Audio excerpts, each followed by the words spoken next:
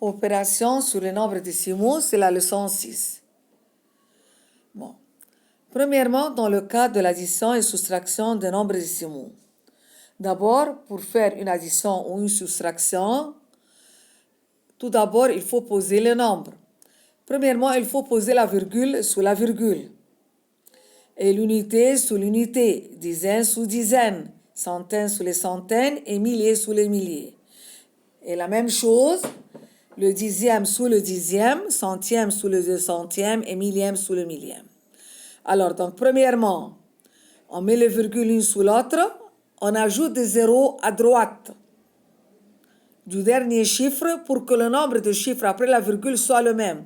Si par exemple j'ai dans le premier nombre 2 chiffres après la virgule et dans le deuxième nombre j'ai 3 chiffres après la virgule, alors je vais ajouter un zéro dans le premier nombre. Et additionne et soustrait en commençant toujours de droite à gauche. Poser puis effectuer les opérations suivantes. J'ai 24,68 plus 3,951. Comme je viens de dire, dans le premier nombre, j'ai 2 chiffres après la virgule. Alors, donc, qu'est-ce que je vais faire premièrement? Je dois mettre la virgule sous la virgule. L'unité sous l'unité. Dans la dizaine, j'ai 2 en haut, en bas, je n'ai pas. Après la virgule, le dixième sous le dixième, centième sous le centième, et le millième, et en haut, je vais mettre un 0 et en bas, j'ai 1. Alors maintenant, je vais additionner 0 plus 1, ça fait 1.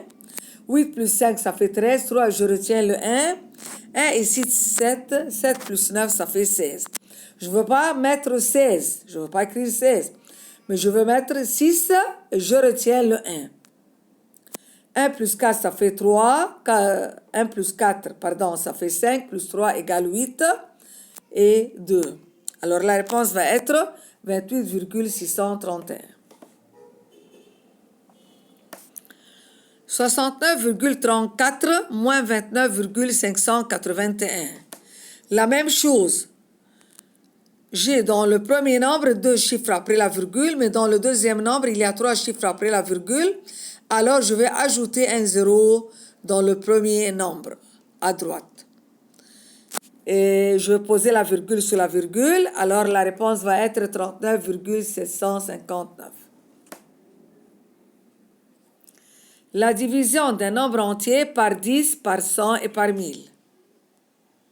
Quand on divise un nombre par 10, le résultat, c'est le même nombre.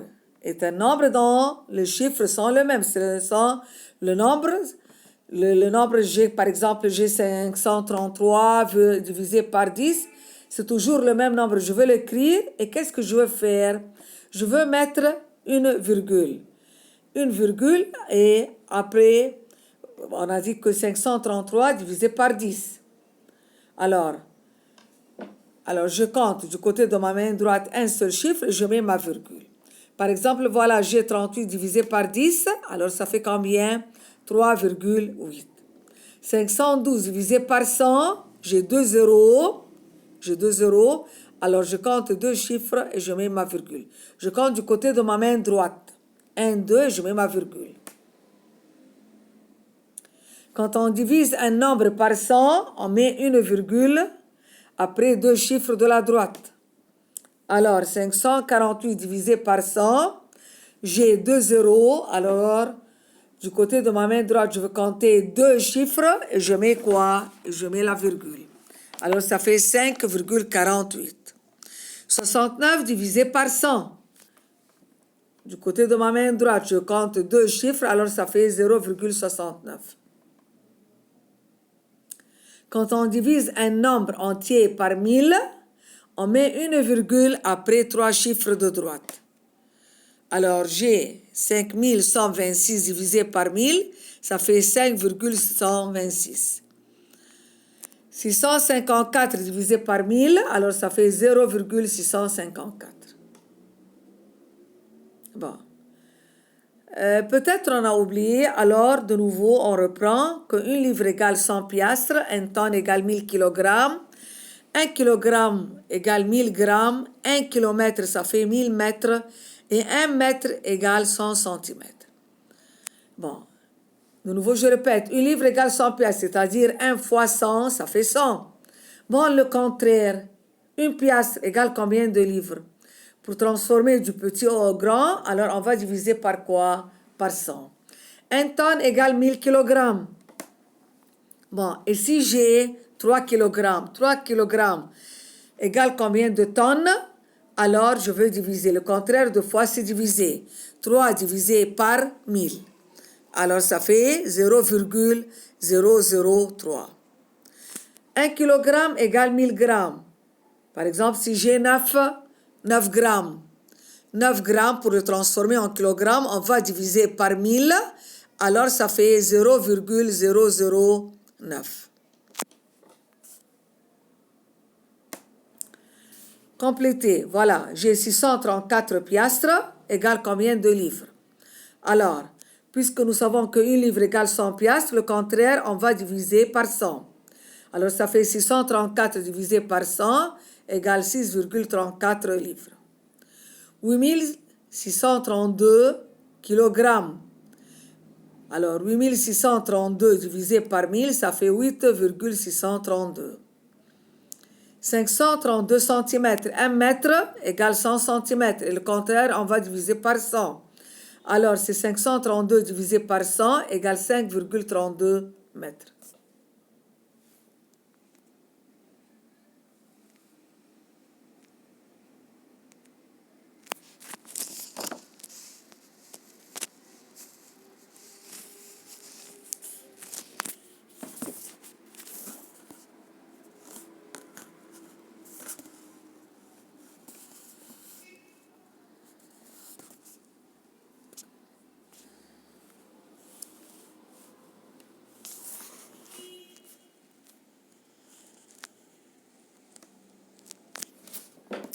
Leçon 5.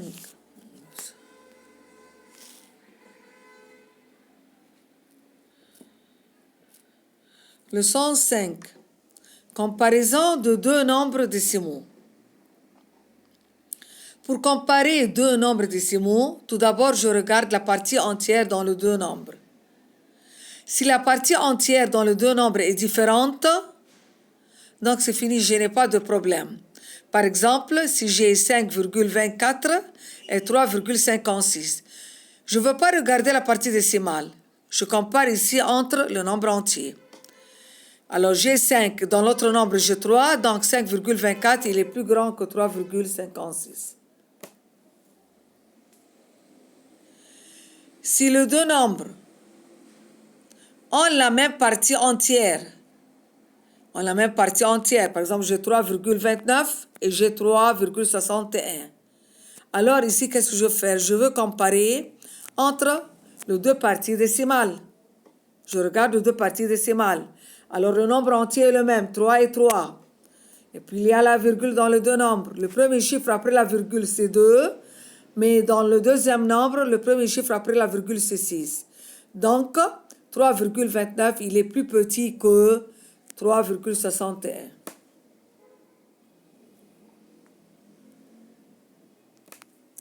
Si j'ai deux nombres décimaux, est-ce que entre ces deux nombres, ou par exemple si j'ai deux nombres entiers comme 12 et 13, est-ce qu'entre ces deux nombres, il y a des nombres décimaux entre ces deux nombres, oui ou non? Oui, il y a plusieurs nombres décimaux entre ces deux nombres. Exemple, si on me demande trois nombres décimaux entre 12 et 13, alors, entre 12 et 13, nous avons, je peux dire 12,1, je peux dire 12,2, je peux dire 12,3. Je peux dire par exemple 12,23. C'est-à-dire je peux mettre 3 chiffres après la virgule ou 2 chiffres après la virgule comme je veux. Je peux dire 12,342, je peux dire 12,549. Range les nombres suivants dans l'ordre croissant. Alors, premièrement, je regarde le nombre que j'ai ici. J'ai 2,162, j'ai 2,4, j'ai 2,17, j'ai 2, 2,17 et 2,051. Bon, partout, j'ai le même nombre entier qui est 2. Je regarde la partie décimale. Dans le premier nombre, il y a 3 chiffres après la virgule. Dans le deuxième nombre, il y a un seul chiffre après la virgule. Dans le troisième nombre, il y a 2 chiffres. Et dans le quatrième nombre, il y a 3 chiffres. Alors, qu'est-ce que je vais faire? Je vais ajouter des zéros à droite, des chiffres pour avoir dans tous les nombres 3 chiffres après la virgule. Comme ça devient 2,162, 2,400, 2,170 et 2,051. L'ordre croissant. Je commence d'abord par 2,051, c'est le plus petit nombre. Ensuite, 2,162. Et puis 2,170. Moi, j'ai ajouté un 0 ici. C'était 2,17. Je vais le mettre comme il est. Et à la fin, c'est 2,4.